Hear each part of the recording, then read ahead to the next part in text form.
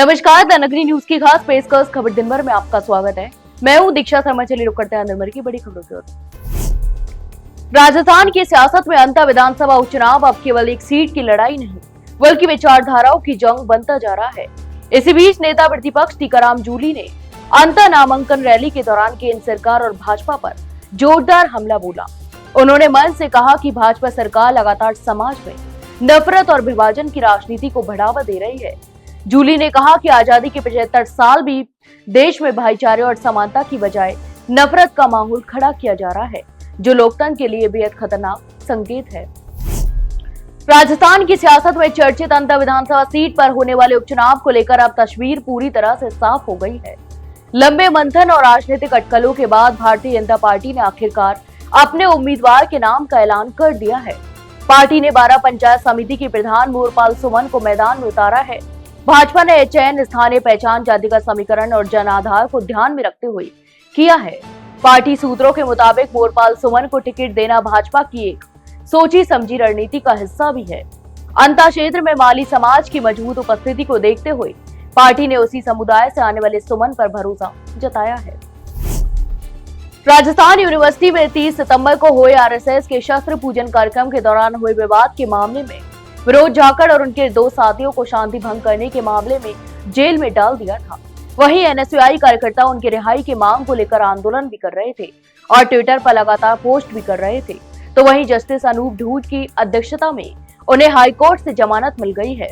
बता दें, करीब 17 दिन बाद जेल से रिहा होंगे। इससे पहले ट्रायल कोर्ट और एडीजे कोर्ट दोनों ने उनकी जमानत याचिका खारिज कर दी थी, जिसके बाद विनोद झाकड़, किशोर चौधरी और कमल चौधरी ने उच्च न्यायालय में जमानत की मांग की थी।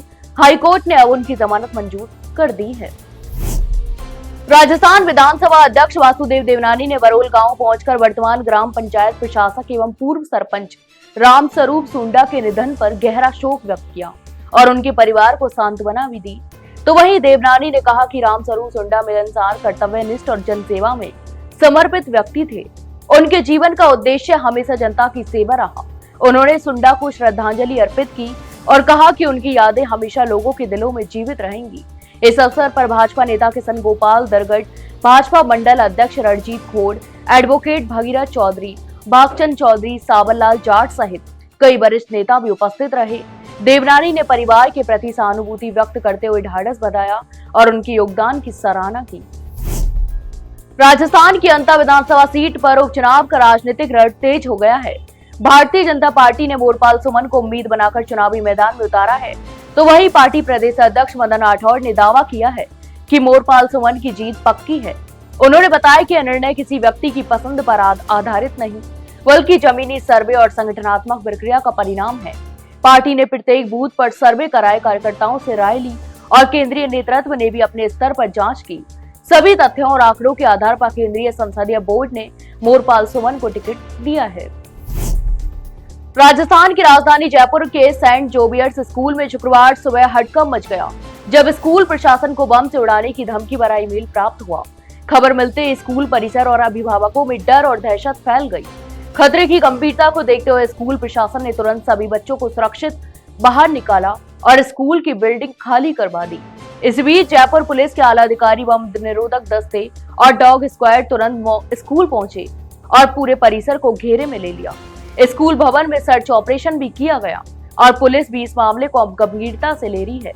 जयपुर पुलिस की साइबर सेल ने ईमेल के जरिए जांच भी शुरू की और माना जा रहा है कि इसके पीछे साइबर अपराधियों का हाथ है। केंद्रीय मंत्री अश्विनी वैष्णव ने जयपुर के खातीपुरा रेलवे स्टेशन पर जयपुर असराबा एक्सप्रेस के यात्रियों के लिए कंबल कवर की नई सुविधा का शुभारंभ किया।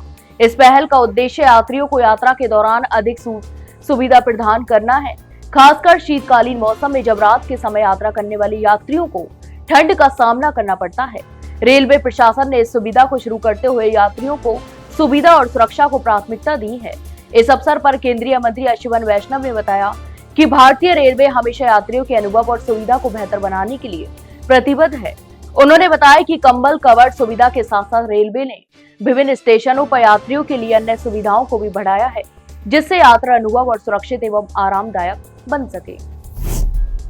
राजस्थान में रात का तापमान धीरे धीरे गिरता जा रहा है। मौसम विभाग की रिपोर्ट के अनुसार सीकर और अजमेर में रात का न्यूनतम तापमान औसत से लगभग 5 डिग्री सेल्सियस नीचे दर्ज किया गया।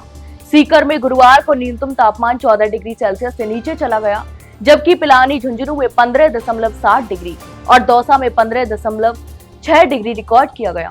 शेखावटी क्षेत्र में हल्की सर्द हवाओं के कारण तापमान में गिरावट और ठिठुरन बढ़ रही है। मौसम विशेषज्ञों का कहना है कि अगले कुछ दिनों तक राजस्थान में मौसम ऐसे ही रहने का अनुमान है और तापमान में कोई विशेष परिवर्तन होने की संभावना नहीं है। राज्य के सभी शहरों में मौसम साफ है और दिन में तेज धूप के कारण हल्की गर्मी का अनुभव हो रहा है।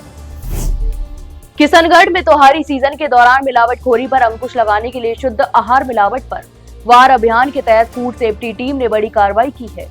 गांधीनगर थाना पुलिस की सूचना पर सामंतसर पहुंचे अधिकारियों ने एक डेयरी उत्पाद विक्रेता के यहां छापा मारकर 30 किलो फंगस लगी मावा जब्त की, जबकि 170 किलो मावा संदिग्ध पाकर सीज कर लैब जांच के लिए भेजा गया। प्रारंभिक जांच में मावे की गुणवत्ता संदिग्ध पाई गई, जिससे शहर में मिठाई और मावा कारोबारियों के बीच हड़कंप मच गया। फूड सेफ्टी अधिकारी ने व्यापारियों को चेतावनी दी कि यदि किसी भी प्रकार की मिलावट पाई गई तो खाद्य सुरक्षा अधिनियम के तहत सख्त कार्रवाई की जाएगी। राजस्थान के सबसे बड़े मेडिकल संस्थान सवाई मानसिंह अस्पताल में न्यूरो सर्जरी विभाग के प्रमुख डॉक्टर मनीष अग्रवाल सस्पेंड कर दिए गए हैं। यह कार्रवाई भ्रष्टाचार के गंभीर आरोपों के चलते की गई है। 9 अक्टूबर को एंटी करप्शन ब्यूरो ने डॉक्टर अग्रवाल को गिरफ्तार किया था। आरोप है कि उन्होंने ब्रेन सर्जरी में उपयोग होने वाले विशेष कॉइल की खरीद के बिल पास करने के एवज में रिश्वत की मांग की। उन्हें 1 लाख रुपए की रिश्वत लेते हुए रंगे हाथों पकड़ा गया। एसीबी को शक है कि यह मामला एक बड़े भ्रष्टाचार नेटवर्क का हिस्सा हो सकता है, जिसमें और भी लोग शामिल हो सकते हैं। मामले की गहन जांच अभी जारी है। तो ये थी दिन भर की तमाम बड़ी खबरें। कल फिर आपके साथ रूबरू होंगे, तब तक के लिए नमस्कार।